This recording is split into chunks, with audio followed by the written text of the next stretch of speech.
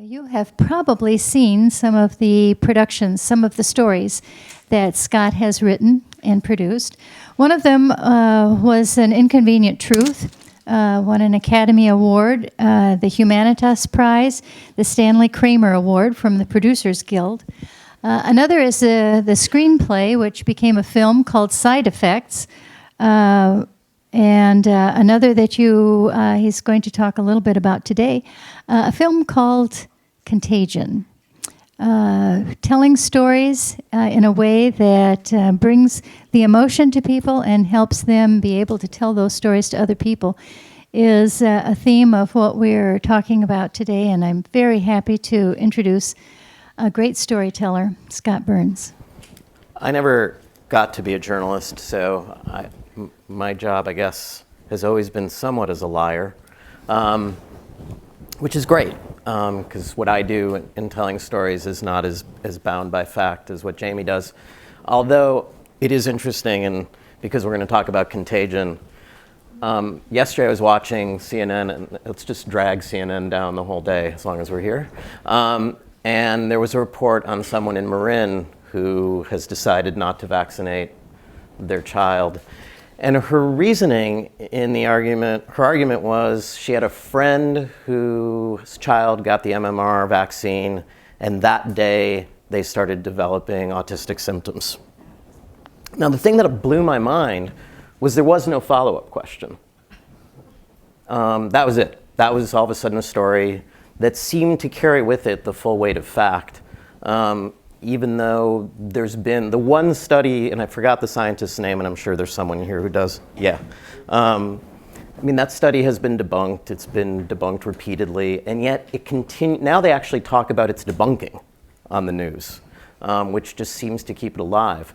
But it amazed me that after she spoke, they had Dr. Offit on from Children's Hospital in Philadelphia, and that he lays out this really elegant, lovely scientific argument, but he does not have the story of a friend's child who, got the measles vaccine because any friends of his children just didn't get the measles, which isn't nearly as great a story. And I think from a storytelling standpoint, and we'll get back to it later when we talk about Contagion, there's a really important issue there for, I think, people who are involved in science and how we tell stories. As long as I am by trade a writer, I thought I'd start off by showing you guys a very, very famous science fiction writer and how when he was looking at a certain invention a few years ago, it sort of got his mind going about telling a story about where that piece of technology would lead. With that movie 2001, you're projecting us into the 21st century. I brought along my son Jonathan, who in the year 2001 will be the same age as I am now. Maybe he will be better adjusted to this kind of world that you're trying to portray. The big difference when he grows up, in fact, if we wanted to wait for the year 2001, is that he will have in his own house, not a computer as big as this, but at least a console through which he can talk to his friendly local computer and get all the information he needs for his everyday life, like his bank statements, his theater reservations, all the information you need in the course of living in a complex modern society. This will be in a compact form in his own house. He'll have a television screen like these here and a keyboard, and he'll talk to the computer and get information from it, and he'll take it as much for granted as we take the telephone. I wonder though, what sort of a life would it be like in social terms? I mean, if our whole life is built around the computer, do we become a computer-dependent society and computer-independent individuals? In some ways, but they'll also enrich our society because it'll make it possible for us to live really anywhere we like. Any businessman, any executive could live almost anywhere on Earth and still do his business through a device like this. And this is a wonderful thing. It means we wanted to be stuck in cities, we better live out in the country or wherever we please, and still carry on complete interaction with human beings as well as with other computers.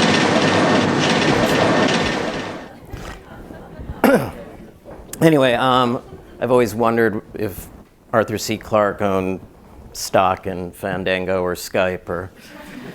but it's interesting to me when I watch that because he is a storyteller where his mind goes with the invention and he starts looking at what could have turned into a movie like Her last year.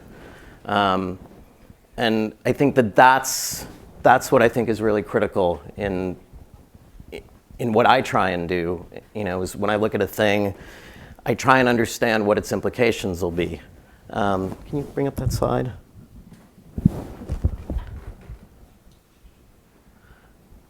I'm not a great reader, but I'll just let you guys read it. The reason I bring this is I think one of the things that I've learned is science has sort of an interesting history in literature and in film. And it started out oddly, and I consider Frankenstein to be the first science fiction book. A lot of people would take issue with that, but I don't think Mary Shelley would. And it was certainly a cautionary tale about our relationship with science. And I think if you look at a lot of the history of science and film, it seems like it's the bad guy a lot, If you look at China Syndrome, or even Her last year, or Soylent Green, or a host of other movies, it's always science kind of run amok, which is weird because it's usually the human that actually ran amok and the science was just hanging out. I think some of this may go back to the fact that the stories that, that science replaced tended to be the stories that were used to make Christianity and Judaism and religion spread. And so I think there is sort of, initially, probably when Mary Shelley was writing, there was that issue. There was a story of the world that Darwin helped rewrite and that other scientists have helped rewrite.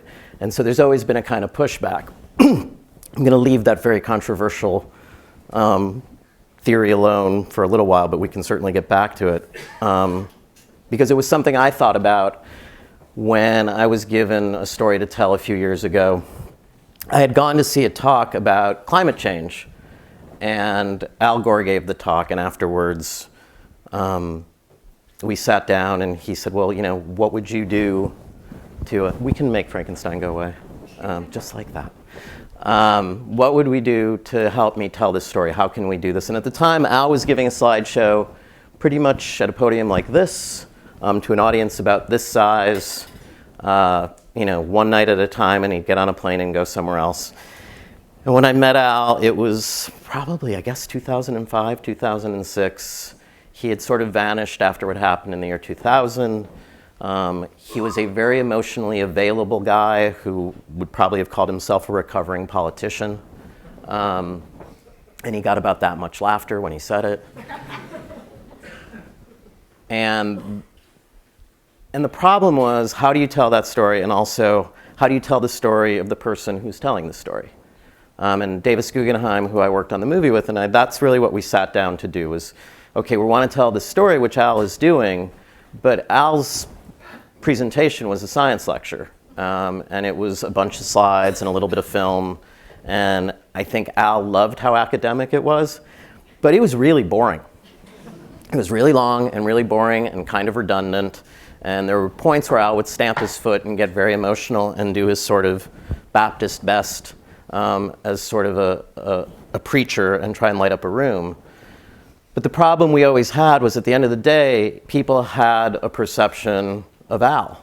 And so we needed to work on that as well. So we sort of felt like we had to do two things. And you realize that the person telling the story and the story become inextricably linked. And one of the things, and this was in Al's presentation. We didn't make him put this in. His daughter, Kristen Gore, who's a really great writer, had worked for Futurama. And Kristen sort of had the great idea of including this in the film. Global warming, or none like it hot.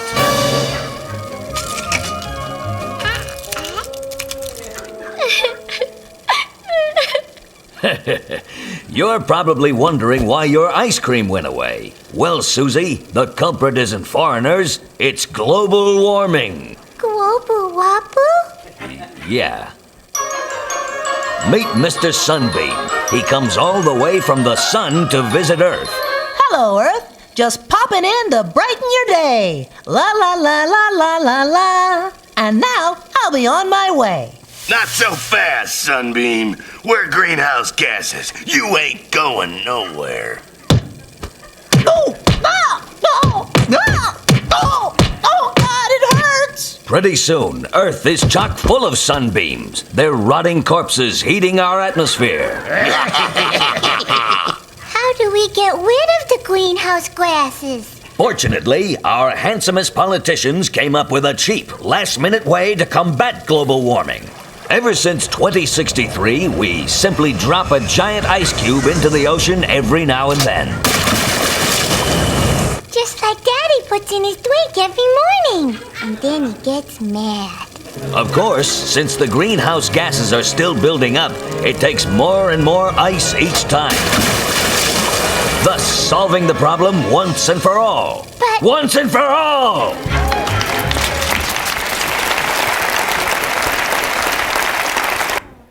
And it was interesting because I didn't realize at the time, but we sort of needed that version of the story to allow Al the sort of emotional space to tell his story. And the other thing we realized is when you have a guy like that, who a lot of the world, and I've spoken about this film in other parts of the country, where people have a lot of bad feelings about Al, we sort of had to give Al a makeover. Because no matter how right and how brilliant his talk is, and in spite of it being, I think, too long and a little boring, it's really amazing. And it certainly motivated me to drop everything I was doing in my career at that point and spend the rest of, my time trying to get that movie made and help it find an audience. And so the question became, how do you get this guy who people generally have a lot of bad feelings about to tell a story that's pretty dark?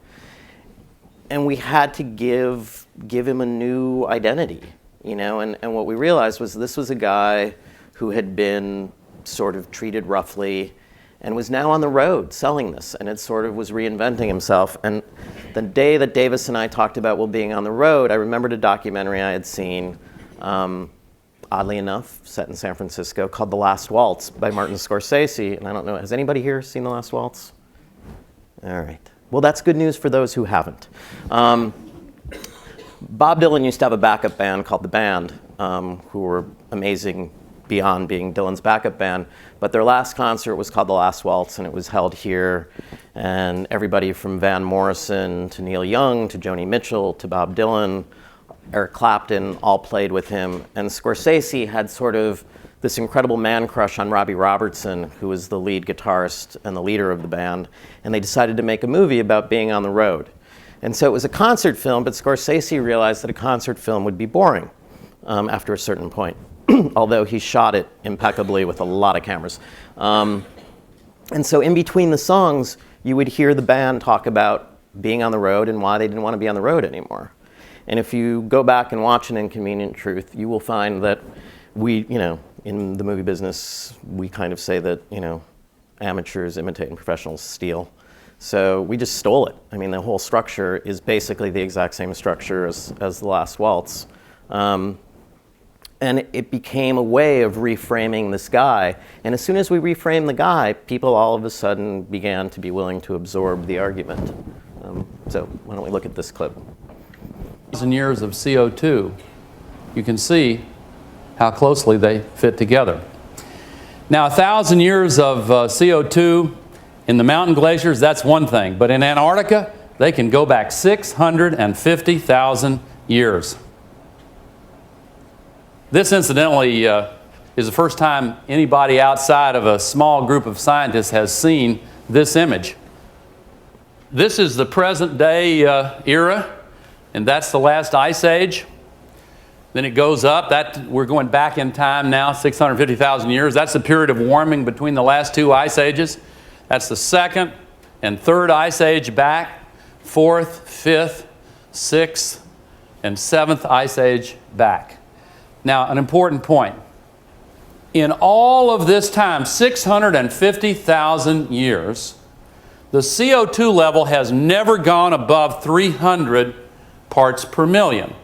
Now, as I said, they can also measure temperature. Here's what the temperature has been on our Earth. Now, one thing that kind of jumps out at you is, well, let me put it this way. If my classmate from the 6th grade that talked about Africa and South America were here, he would say, did they ever fit together? Most ridiculous thing I've ever heard. But they did, of course. And the relationship is actually very complicated, but there is one relationship that is far more powerful than all the others, and it is this. When there is more carbon dioxide, the temperature gets warmer because it traps more heat from the sun inside. In the parts of the United States that contain the modern cities of Cleveland, Detroit, New York, in the northern tier, this is the difference between a nice day and having a mile of ice over your head. Keep that in mind when you look at this fact. Carbon dioxide, having never gone above 300 parts per million, here is where CO2 is now. Way above where it's ever been as far back as this record will measure. Now, if you'll bear with me, I want to really emphasize this point. The crew here has tried to teach me how to use this contraption here, so if I don't kill myself, I'll...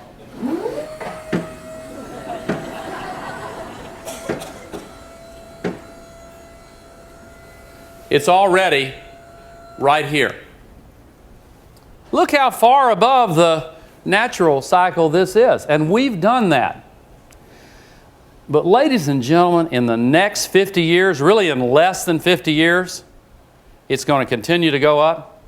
When some of these children who are here are my age, here's what it's going to be in less than 50 years.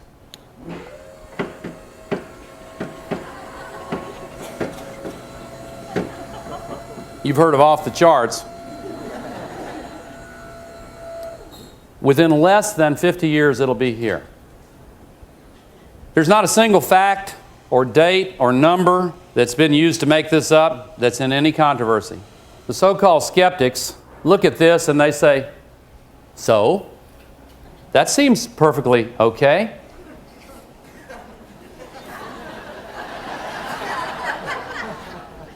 Well, again, if on the temperature side, if this much on the cold side is a mile of ice over our heads, what would that much on the warm side be? Ultimately, this is really not a political issue so much as a moral issue. If we allow that to happen, it is deeply unethical. I had such faith in our democratic system, our self-government. I actually thought and believed that the story would be compelling enough to cause a real sea change in the way the Congress reacted to that issue. I thought they would be startled too. And they weren't. The struggles, the victories that aren't really victories, the defeats that aren't really defeats, they can serve to magnify the significance of some trivial step forward, exaggerate the seeming importance of some massive setback. April 3rd, 1989. My son pulled loose from my hand and chased his friend across the street. He was 6 years old. The machine was breathing for him. We were possibly going to lose him. He finally took a breath. We stayed in the hospital for a month. It was almost as if you could look at that calendar and just go, and everything just flew off. It's trivial, insignificant. He was so brave. He was such a brave guy. Just turned my whole world upside down and then shook it until everything fell out. Anyway, my point here being that the hockey stick graph as compelling as it is the thing that shows the correlation between carbon and temperature, you show it to people, and yet, I don't understand why people don't get worked up about it still. And we've now gone above 300 parts. Last year, a couple of years ago, that was recorded in Hawaii for the first time. And, it still seems to be an issue that a lot of people are having a hard time accepting the science of. And so we realized even then that, the point of that scene with Al talking about his kid, which he didn't want to do. The whole time we were making the movie, he said, I want to talk about climate change. I don't want to talk about my family. Was that for Al, it really changed his life. It was after, Al Jr. was in that car accident that he went down to Rio and he started making this, his life's work. And I think that that's why people connect with the film, is we were able to attach the story of this guy's change. And I have a lot of mixed feelings about Vice President Gore, which I'm happy to share, and I've shared them with him to his face.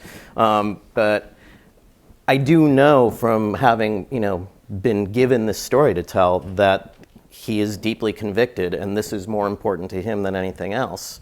And I've spent enough time with the scientists to know that the science bears out what they're saying. It's, to echo what Jamie said, someone one time asked me, why didn't you guys show the other side of the story? And I'm like, what side are you talking about? And they said, well, the side that says climate change is a hoax and that it's not really happening. And I'm like, bring me the science that says that. Of something like 900 peer-reviewed articles, there's not one that sort of disputes that hockey stick graph or anything. But yet the Wall Street Journal continues to trot out somebody who will sort of make some spacious claims that don't get, again, it's the death of the follow-up question that endangers us all. Anyway, after we did that, I think for me it really became important to sort of try and make this a bigger part of my work, whether it's a movie like Side Effects that we can talk about another day, or Contagion was a movie that was a very strange process. Steven Soderbergh and I had done 3 or 4 movies together, and Steven said, well, what else do you got? I said, I'd like to do a movie about a pandemic, but instead of doing it like there was a Dustin Hoffman movie called Outbreak. I don't know if people remember that very well. Also weirdly set in Northern California. But I wanted to do one that was more like a movie Steven had done about drug trafficking called Traffic. And I said, can we do sort of a braided plot that looks at the science, but also looks at what I felt was a really interesting metaphor, which was the way that information travels is very much like a virus. And there was a great thing that someone did a few years ago where you could put in the numbers of your dollar bill. It was a site called Where's George? I think it still is up. And it shows you everywhere your dollar went. But just like Jamie found with his reporting, misinformation travels just as fast, if not faster, than truth or facts. And not only that, but misinformation is very available to the people who already have an agenda, who are already, involved in some sort of confirmation bias that is really hard to reel back in. And so I wanted to talk about that because as we're seeing right now with measles, or we see with a lot of other things, we're in the thick of that yet again. And also because I had seen, these movies where science was frequently vilified, or at least the humans who were operating science were greedy or malevolent in some way. I wanted to show a movie where science was the hero and where scientists actually did a good thing. And I went to Columbia University. Well, actually, I started in San Francisco with Larry Brilliant, who's a really amazing, usually I end up saying Larry Brilliant, who's a really brilliant doctor. And Nathan Wolfe, who is here at Stanford, and a guy named Ian Lipkin in New York. And the deal that I made with Ian was, I'll do this as long as we tell the truth. We need to be factual. We cannot exaggerate. We need to show what would really happen in a pandemic, which has been very interesting, in watching Ebola, because what these doctors told me is in fact exactly what happens. There's misinformation, there's panic, there's a real problem which Larry Brilliant refers to as risk assessment and the inability of people to look at a situation and really figure out what the problem is. And those were stories that I wanted to tell. And so the question became, how do we craft that? And the first thing, my first day of virus school, I was exposed to an idea called an R-naught. And an R-naught of a virus, and probably most of you know this, but I didn't, is if you're sick, how many other cases can we anticipate? And it's sort of the first day of public health that anybody will go to. And so it felt like it was vital, if I did nothing else in the movie, to get this idea out. Evidently, the woman in Marin who refuses to vaccinate her child did not see the movie or doesn't like it. But why don't we start with the R-naught scene? I'm not leaving you. We have 47 cases and 8 deaths as of 5 this afternoon. It's a weekend. These numbers might be low. People are staying home for a couple of days, see if they get any better. So at this point, I think we have to believe this is respiratory. Maybe fomites, too. What's that, fomites? It refers to transmission from surfaces. The average person touches their face 2,000 or 3,000 times a day. 2,000 or 3,000 times a day? 3 to 5 times every waking minute.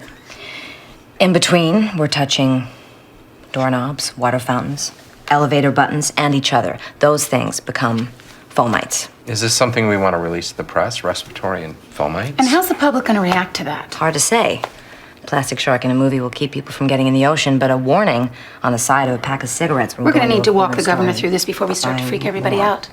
I mean, we can't even tell people right now what they should be afraid of. We tried that with swine flu, and all we did was get healthy people scared. It's the biggest shopping weekend of the year. I think we need to consider closing the schools down. And who stays home with the kids? People that work at stores, government workers, people that work at hospitals. When will we know what this is? What causes it? What cures it? Things that keep people calm. What we need to determine is this.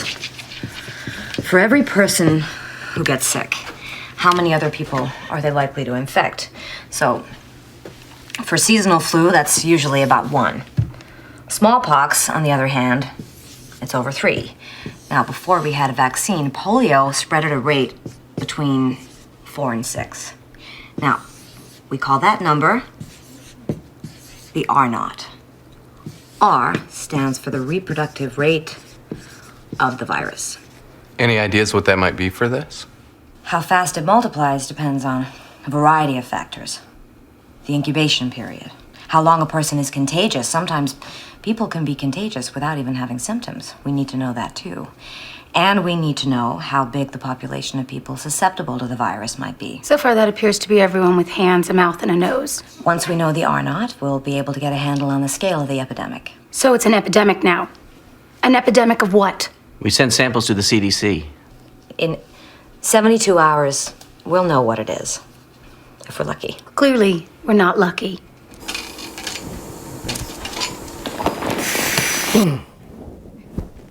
That's the CDC. And that, by the way, really is the CDC. So, I mean, obviously having Kate Winslet's eyebrows would help any scientist. And I've suggested that to a number of scientists I've met. But in lieu of that, you know, what I'm really grateful for in terms of the, you know, the way the movie was edited was that Kate and I spent a lot of time on that scene and really went over it with scientists and doctors because I just, you know, wanted that to be right. And the interesting thing about getting it right was that it ends up sort of creating the suspense of the movie. It gave us a ticking clock. It gave us a threat. It gave us a target. It gave us all these things that you need when you end up having a good story. And we got there just by telling the truth. You know, and I think what I learned from that, and you know, when I talk to other screenwriters about what makes a good story, you know, to me it seems generally there's 3 things. You know, and I read an article about originality the other day, and neuroscience has actually proven that as soon as I say a cliche, as soon as I tell you that the next thing is worth a bird at hand, is, you know, your brain just jumped ahead and shut off. And when I worked in advertising, I always wanted that fact. I wish to God that neurology had figured that out sooner, but that actually saying something in a new and original way keeps someone's brain engaged.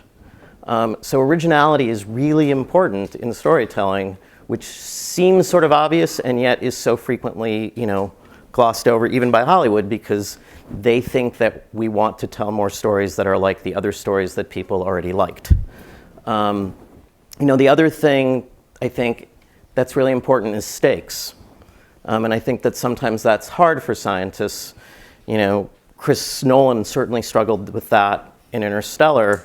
And so he decided that the stakes would be the future of all mankind in trying to talk about multiverses. I don't know that that movie entirely worked. It didn't work really that well for me, but I get what he was going for with that and with Inception. So what do I have? I have originality and I have stakes. And I think the third one, which you actually hit upon too, is relevance. The great thing for us with Contagion, which sounds really diabolical, was we had H1N1 happen right before the movie. And it was really fascinating to do my research while this tracer bullet was going through the system. And I could see false cures, I could see people who had other agendas to sort of talk about how evil, drug companies are, people who have axes to grind with the government, all coming out of the woodwork because of this thing that's going on. And that to me is a big part of this, because in our movie, it became a way of talking about the contagion, of the bad idea, which is sort of what you've been made victim of in terms of 3 little words that you said taken out of context. And so I guess, if I'm going to leave you guys with anything about storytelling, is you have to find a way of connecting whatever the science is in a way that draws the people in. And I didn't realize I said this before, but Martha pointed it out to me the other day. I think the most important thing to remember is that description tends to be the enemy of the story. And that if you describe the science instead of allowing it to be a part of the story, it just doesn't get through. That's pretty much all I have for you today.